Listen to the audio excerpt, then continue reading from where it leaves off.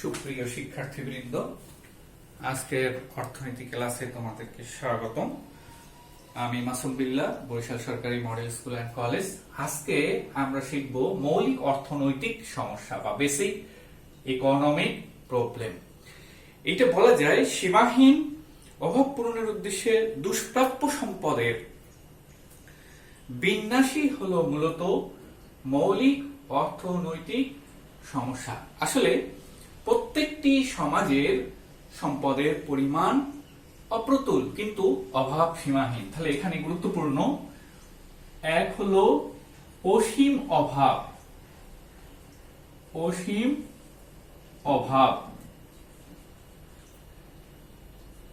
সম্পদ অপ্রতুল তার মানে সম্পদ সীমিত। তাহলে সম্পদ সসীম। এই অসীম অভাব এবং সসীম সম্পদ এর মাধ্যমেই আমরা যেটা করব সেটা হলো সম্পদের বিকল্প ব্যবহার। এই অবস্থাটাকে করতে গিয়ে উৎপাদন, বন্টন এবং ভোগের ক্ষেত্রে যে সমন্বয় সাধন করতে হয়, এই কর্ম প্রচেষ্টা সমাজের মধ্যে যে বিশ্লেষণ, সেটাই মূলত মৌলিক অর্থনৈতিক সমস্যা। অর্থনীতিবিদ পি.এস. স্যামুয়েলসন এর মতে এই বেসিক ইকোনমিক প্রবলেম গুলো প্রধানত তিনটি। তাহলে এই তিনটির একটি হলো হোয়াট টু প্রডিউস,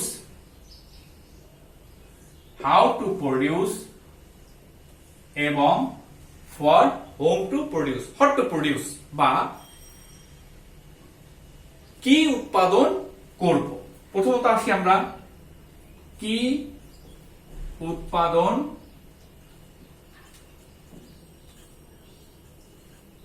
করব।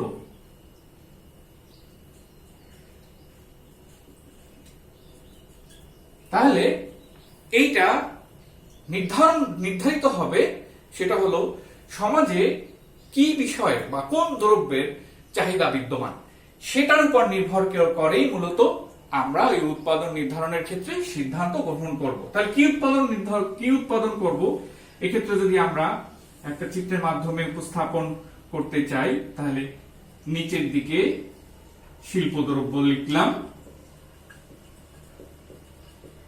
বা শিল্পদ্রব্যের উৎপাদন, আর উপরের দিকে কৃষি দ্রব্যের উৎপাদন।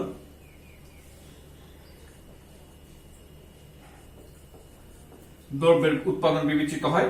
এক্ষেত্রে এবি হল উৎপাদন সম্ভাবনা রেখা। যদি এটাকে আমরা ওয়াই ধরে নিই, এটাকে এক্স ধরে নিই, এতে কোনো সমস্যা নেই। আমরা এবি উৎপাদন সম্ভাবনা রেখার মধ্যে যদি y1 কৃষি দ্রব্য উৎপাদন করি এই বিন্দুতে, তাহলে x1 শিল্পদ্রব্য উৎপাদিত হবে। তাহলে সমাজে কোন সমস্ত দ্রব্যের চাহিদা বিদ্যমান, সেইটি লক্ষ্য রেখে আমরা কৃষি দ্রব্য উৎপাদন বেশি করব নাকি শিল্পদ্রব্য উৎপাদন বেশি করব, এই লক্ষ্য নির্ধারণ করতে হবে।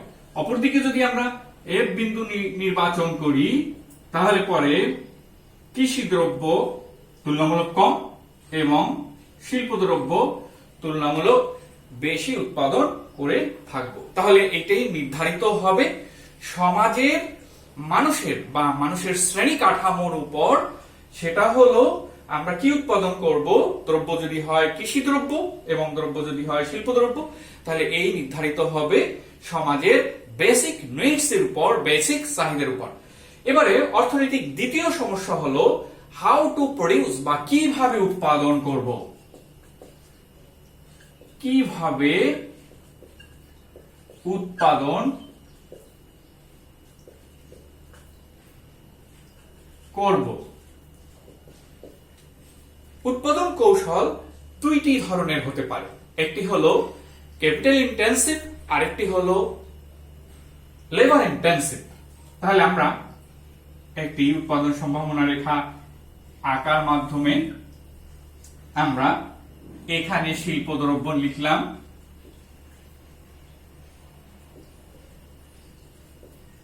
এখানে কৃষি দ্রব্য,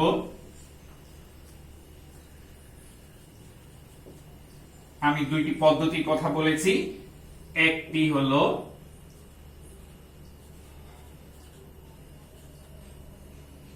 ইন্টেন্সিভ,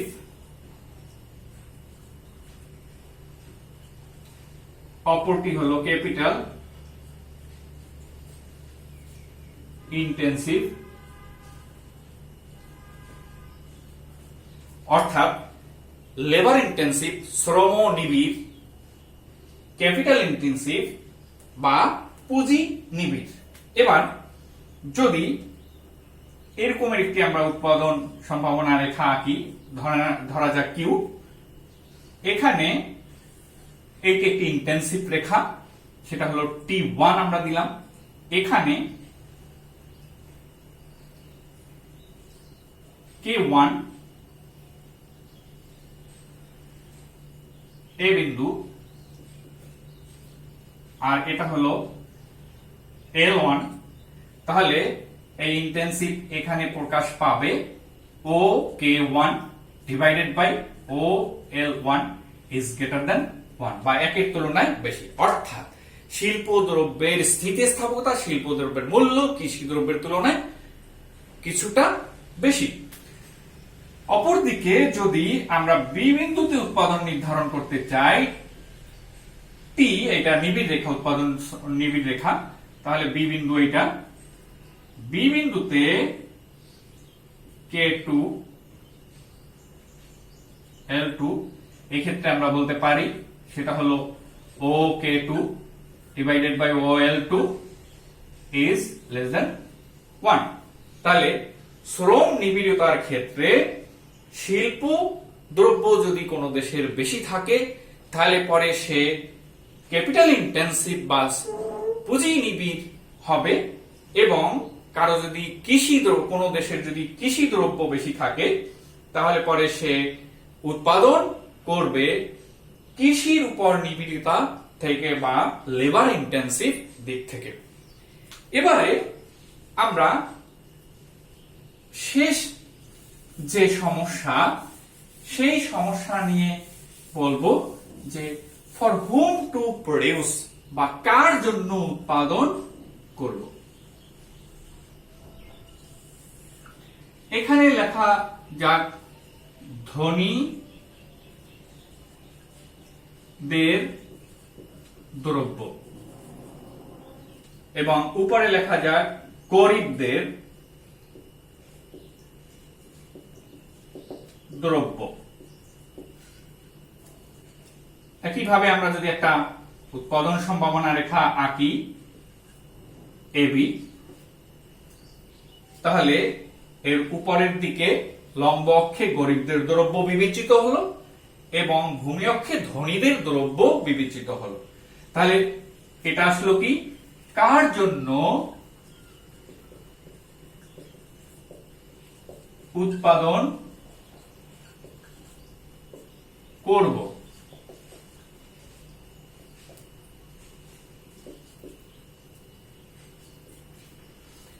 এই ক্ষেত্রে লক্ষ্য করতে হবে দেশের কোন শ্রেণীর মানুষ বেশি পরিমাণ।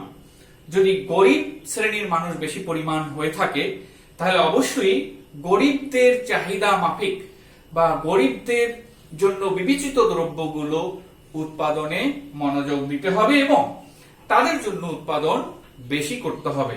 এবং অপরদিকে যেই দেশে ধনীদের শ্রেণী বেশি, ধনীদের পরিমাণ বেশি, ধনিক শ্রেণীর মানুষেরা যেই সমস্ত দ্রব্য উৎপাদন করে সেই সমস্ত দ্রব্যের দিকে নজর দিতে হবে।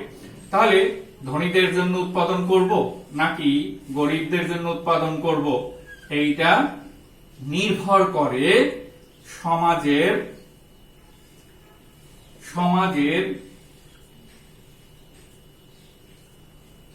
ধনী এবং গরিবদের পরিমাণের উপর। তাহলে এভাবে আমরা কার জন্য উৎপাদন করব এই সমস্যার সমাধান করতে পারি। শিক্ষার্থীবৃন্দ, এভাবে অর্থনৈতিক এই মৌলিক সমস্যার সমাধান করা যায়?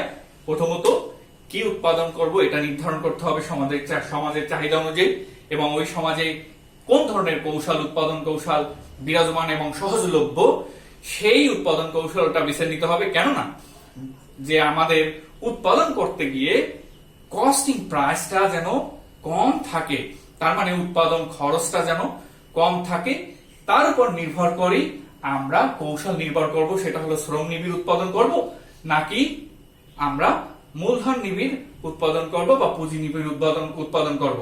এবং সর্বশেষ আমরা কার জন্য উৎপাদন করব, সেটা ধনিক শ্রেণীদের জন্য উৎপাদন করব নাকি গরিব শ্রেণীদের জন্য উৎপাদন করব।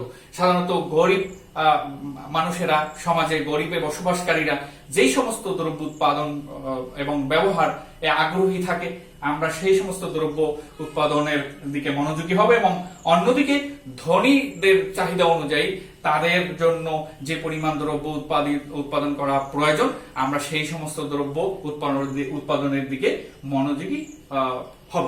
তো ধন্যবাদ শিক্ষার্থীবৃন্দ আজকের ক্লাসে আমার সাথে থাকার জন্য।